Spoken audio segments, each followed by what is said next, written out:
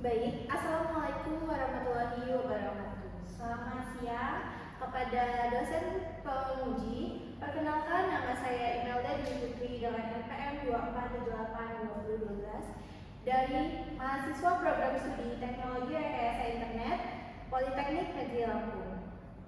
Pada kesempatan kali ini, saya akan merepresentasikan proposal penelitian yang berjudul Rancang Bangun Prototype Sistem Smart Alarm Berbasis Internet of Things (IoT) untuk mendeteksi anomali perilaku pasien di rumah sakit jiwa dengan penerapan prinsip privasi dan efisiensi data.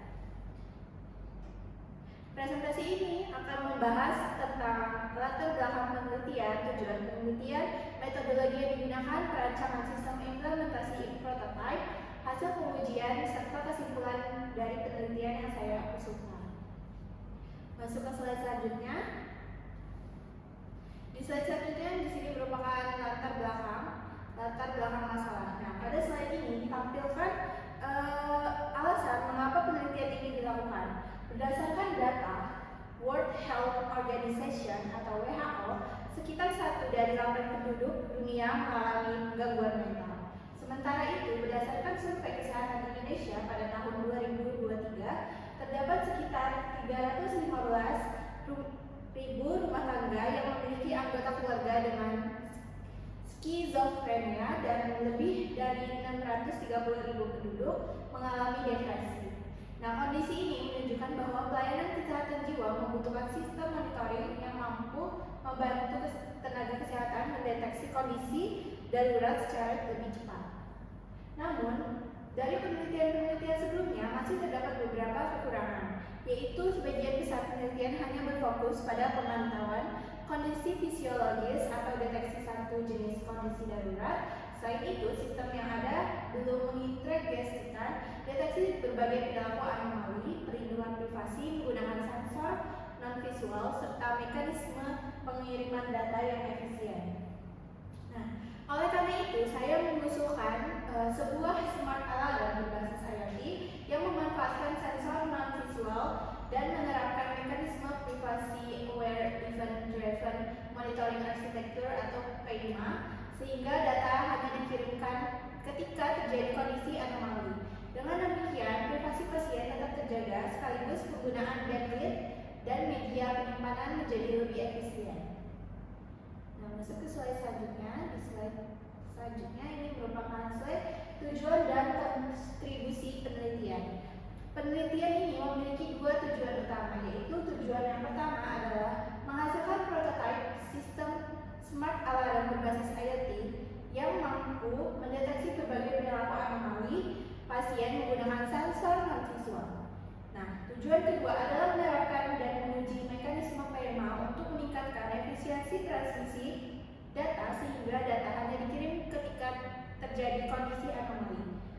Kontribusi penelitian ini adalah prototipe smart alarm berbasis kombinasi sensor non-visual untuk mendukung keselamatan pasien. Lalu ada penerapan PEMA sebagai mekanisme event-driven yang lebih efisien dibanding continuous monitoring. Lalu melengkapi penelitian terdahulu dengan integrasi deteksi anomali privasi dan efisiensi transmisi data dalam satu sistem. Nah, selanjutnya masuk ke slide selanjutnya. Di sini ada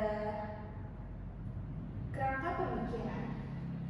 Nah, di slide ini menjelaskan alur penelitian secara keseluruhan. Pada tahapan pertama, di sini adalah input, yaitu menentukan kebutuhan sistem perilaku anomali yang akan dideteksi serta sensor yang digunakan. Pada tahap berikutnya adalah proses, yaitu pembacaan data sensor oleh ESP32 yang kemudian diproses menggunakan metode role-based anomaly detection. Selanjutnya, sistem menerapkan PEMA sehingga data hanya dikirim apabila terdeteksi kondisi anomali. Tahap input menghasilkan smart alarm dan notifikasi kepada tenaga kesehatan melalui dashboard monitoring. Lalu tahap terakhir adalah evaluasi terhadap kemampuan sistem dalam mendeteksi anomali dan efisiensi penggunaan sumber daya. Slide selanjutnya merupakan landasan teori utama, yaitu pada penelitian ini terdapat beberapa teori utama, yaitu pertama adalah ESP32 sebagai microcontroller yang berfungsi membaca sensor dan menjalankan proses deteksi anomali. Yang kedua adalah sensor non-visual, yaitu sensor PR untuk mendeteksi pergerakan MPU 6050, untuk mendeteksi perubahan posisi atau pasien jatuh, serta push button sebagai tombol darurat. Selanjutnya terdapat konsep smart alarm, yaitu sistem yang mampu memberikan peringatan secara otomatis ketika terjadi kondisi abnormal. Kemudian digunakan konsep PMI, yaitu mekanisme pengiriman data berbasis event driven sehingga data tidak dapat dikirim secara terus-menerus. Terakhir, terdapat dashboard monitoring yang digunakan tenaga kesehatan untuk melihat status perangkat dari riwayat anomali secara real time. Slide selanjutnya yaitu metodologi penelitian. Nah, di sini penelitian ini dilaksanakan di program studi teknologi rekayasa internet Politeknik Negeri Lampung pada periode April sampai Juli 2026. Metode pengembangan yang digunakan adalah prototype karena memungkinkan proses pengembangan dilakukan secara bertahap serta menggelar umpan balik sejak awal. Perangkat utama yang digunakan meliputi ESP32, sensor PR, MPU 6050, push button, LED, buzzer, dan Firebase real-time database. Sedangkan metode pengujian yang digunakan adalah black box testing, yaitu menguji fungsi sistem berdasarkan input dan output tanpa melihat kode program. Slide selanjutnya yaitu arsitektur sistem. Nah, arsitektur sistem terdiri dari 3 lapisan utama, yaitu lapisan pertama adalah edge atau IoT device yang terdiri atas sensor PR, MPU 6050, push button, serta ESP32 sebagai pusat pengolahan data. Lapisan kedua adalah cloud, yaitu Firebase System Database sebagai media penyimpanan data, serta Firecloud Message, yaitu mengirimkan notifikasi. Lapisan ketiga adalah client berupa dashboard monitoring dan perangkat mobile yang digunakan tenaga kesehatan untuk memantau kondisi pasien secara real time. Slide selanjutnya yaitu struktur basis data dan use case. Nah, pada penelitian ini digunakan Firebase Real Time Database untuk struktur database sendiri terdiri dari 4 node utama, yaitu ada device, sensor data, anomali, dan notification. Seluruh data disimpan dalam bentuk JSON tree sehingga proses pembacaan data dapat dilakukan secara real time. Sedangkan use case diagram menunjukkan interaksi antara tenaga kesehatan dengan sistem, mulai dari proses monitoring hingga penerimaan notifikasi ketika terjadi abnormal. Selanjutnya itu ada activity diagram dan rancangan interface. Jadi di sini slide ini menjelaskan alur kerja sistem. Sistem dimulai dengan membaca data sensor secara berkala. Nah, data kemudian diproses menggunakan rule-based anomaly detection. Apabila kondisi pasien masih normal, maka sistem hanya melakukan monitoring. Nah, namun apabila terdeteksi anomali, sistem akan mengaktifkan alarm bakar berupa LED dan buzzer, kemudian mengirimkan data ke Firebase sehingga dashboard monitoring dapat menampilkan informasi tersebut secara real time. Nah, pada bagian kanan ditampilkan rancangan interface berupa halaman login dashboard monitoring dan halaman riwayat anomali. Nah, slide selanjutnya itu ada implementasi dan pengujian. Nah, pada tahap implementasi dilakukan dengan merakit seluruh perangkat keras menjadi satu prototipe. ESP32 diprogramkan menggunakan Arduino IDE untuk membaca data sensor dan menjalankan role-based anomaly detection.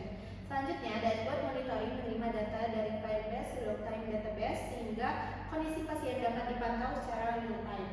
Nah, pengujian dilakukan menggunakan metode black box testing terhadap beberapa skenario, yaitu deteksi pasien jatuh, pasien keluar dari area pengawasan, pasien tidak bergerak dalam waktu lama, gerakan agresif, serta tombol darurat. Hasil pengujian menunjukkan bahwa seluruh fungsi utama sistem berjalan sesuai kebutuhan fungsional yang telah dirancang.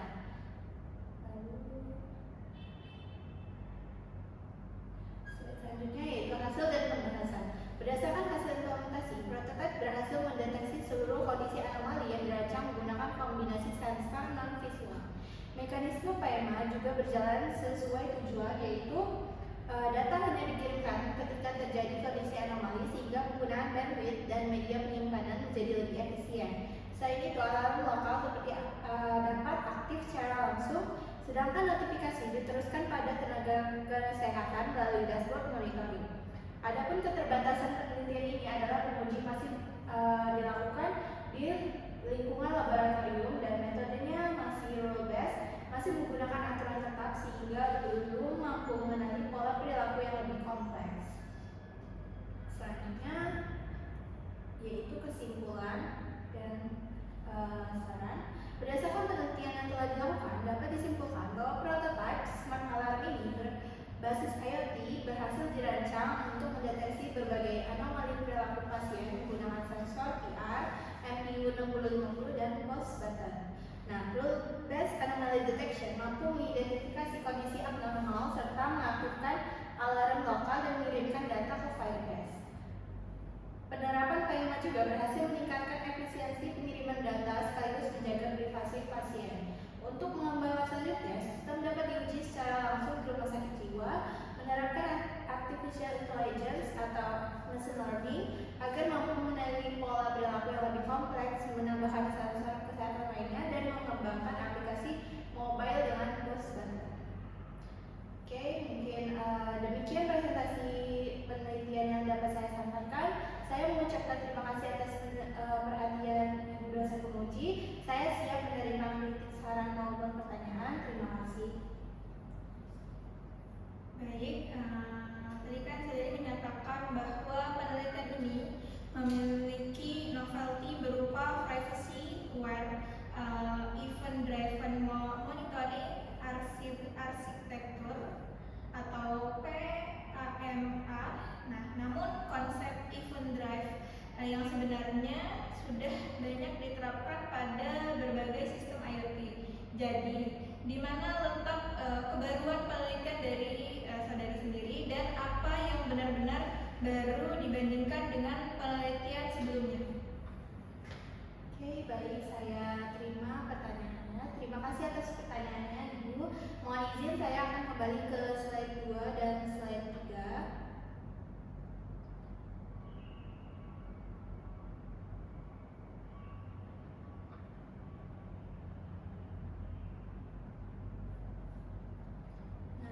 Berdasarkan hasil studi literatur yang saya lakukan, memang benar bahwa konsep event driven bukan merupakan teknologi yang baru. Namun, novelty penelitian saya bukan terletak pada penggunaan event driven secara terpisah, melainkan pada integrasi beberapa komponen yang belum ditemukan secara bersamaan pada penelitian terdahulu. Penelitian ini menggabungkan tiga aspek utama, yaitu pengujian sensor non-visual untuk menjaga privasi pasien, penerapan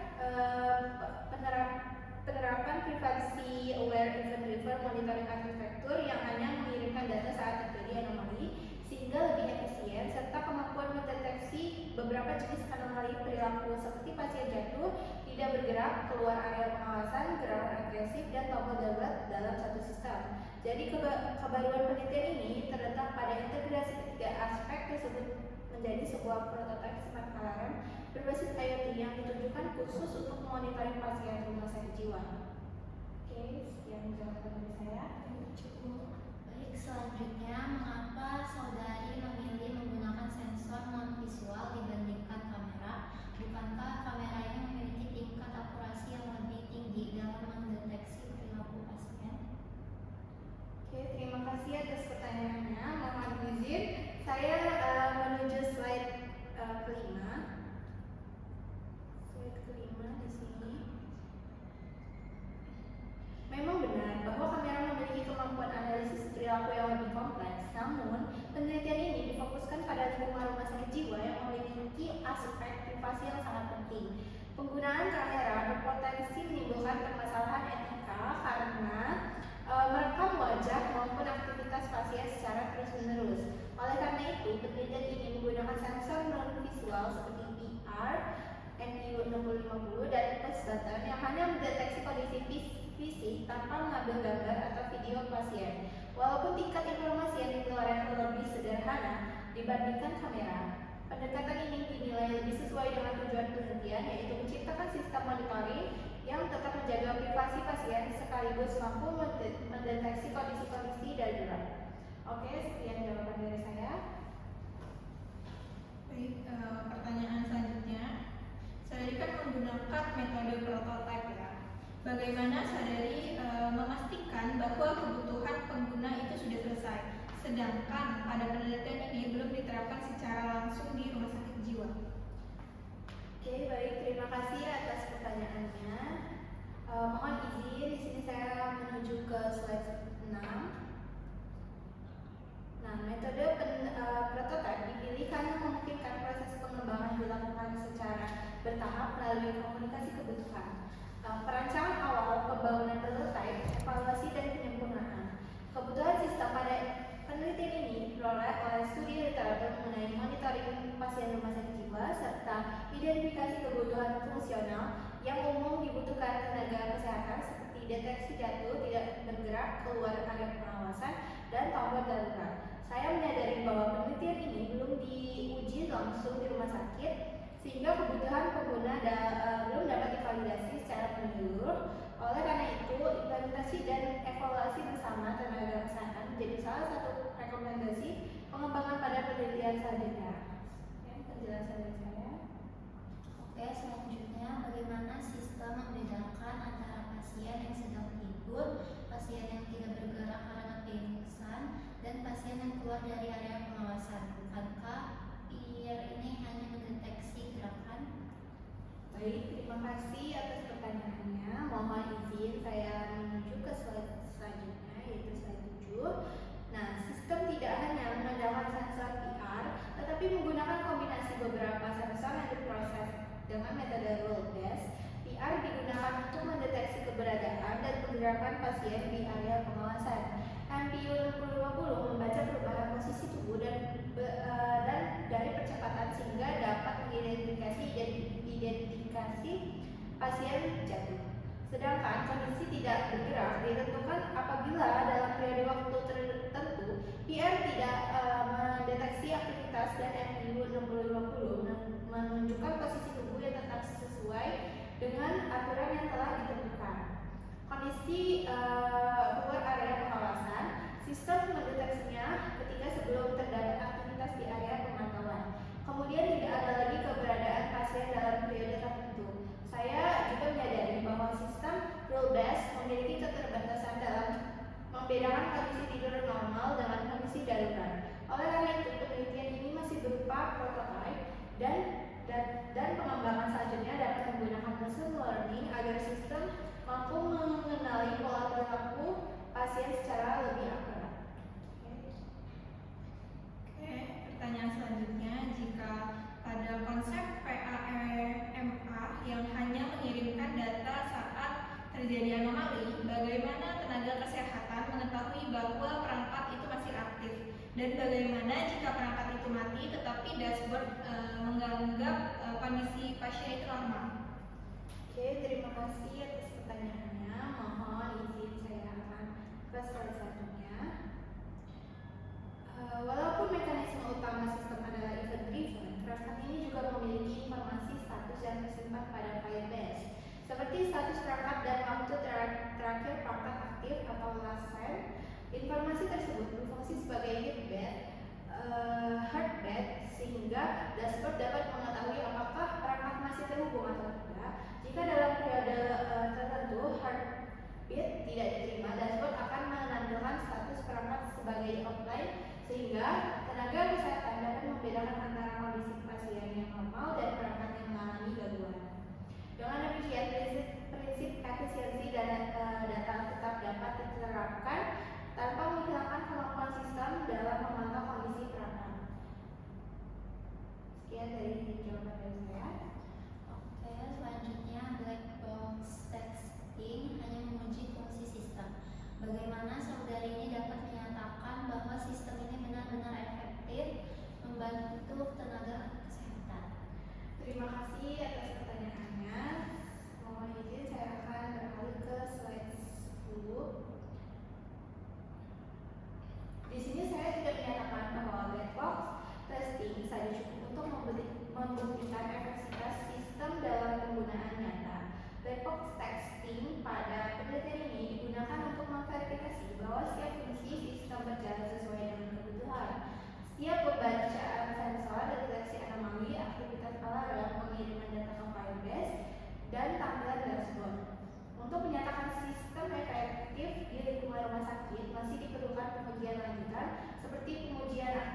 akurasi deteksi, waktu, respon sistem, keadaan perangkat, konsumsi daya, serta uji coba langsung bersama tenaga kesehatan di rumah sakit jiwa.